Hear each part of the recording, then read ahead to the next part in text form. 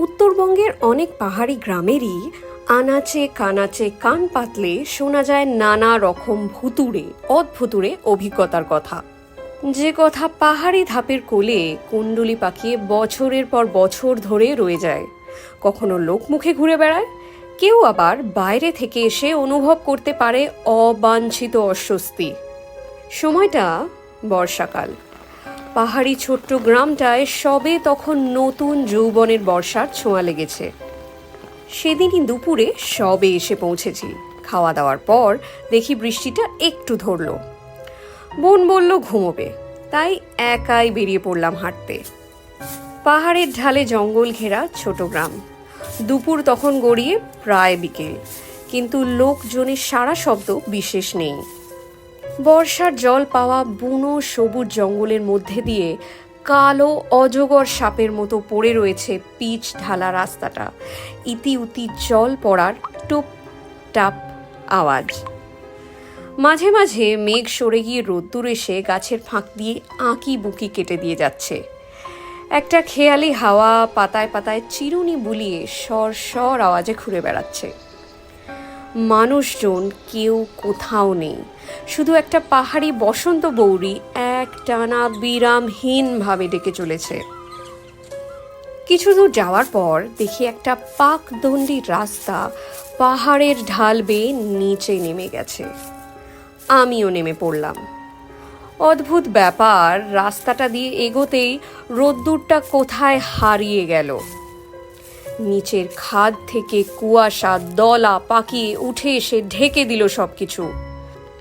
দুহাত দূরের জিনিসও আর দেখা যায় না।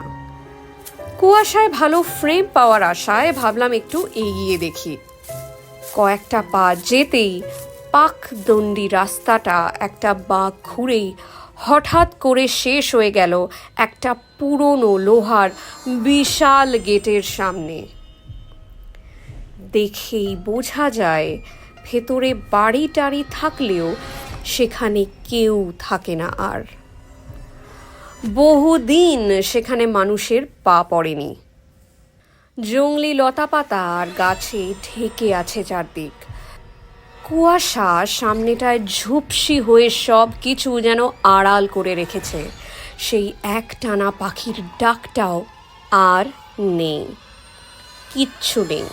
গেটের পাশে একটু ফাঁক দিয়ে দেখে কি মনে হলো, ঢুকেই পড়লাম। সামনে তো কিছুই প্রায় দেখা যাচ্ছে না কুয়াশায়। মনে হলো সময় যেন থমকে গেছে এখানে। প্রতিটা মুহূর্ত যেন অস্বস্তিকরভাবে দীর্ঘ। গাছের ঝরা পাতা যেন আদি অনন্ত কাল ধরে জমে রয়েছে, যেন জমাট বাঁধা পুরনো গোপন স্মৃতি। অচেনা একটা বুনো গন্ধ জড়িয়ে রয়েছে হাওয়ায়। অদ্ভুত শীতলতা তার পরতে পরতে।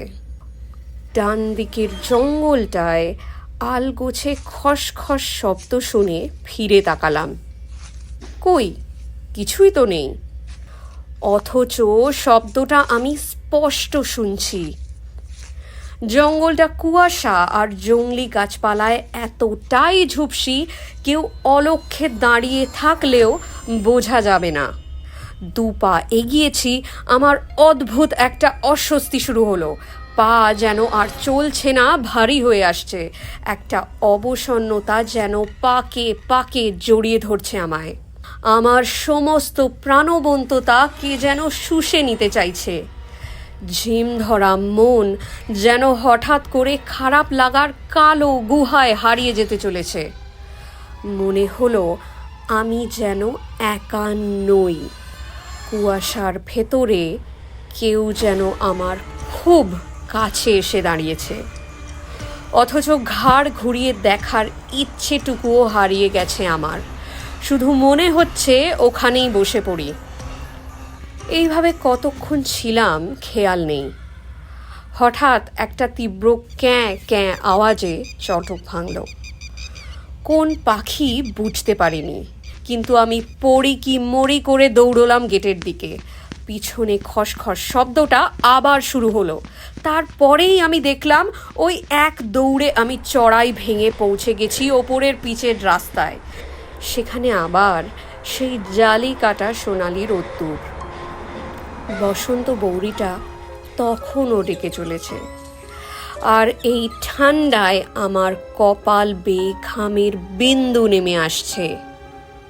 রাতে খাওয়ার সময় হোমস্টেতে বসে আলাপ জমে উঠেছিল। কৌতূহল চাপতে না পেরে জিজ্ঞেস করলাম বাড়িটার ব্যাপারে। শেরপা দাজু খেতে দিচ্ছিলেন তখন।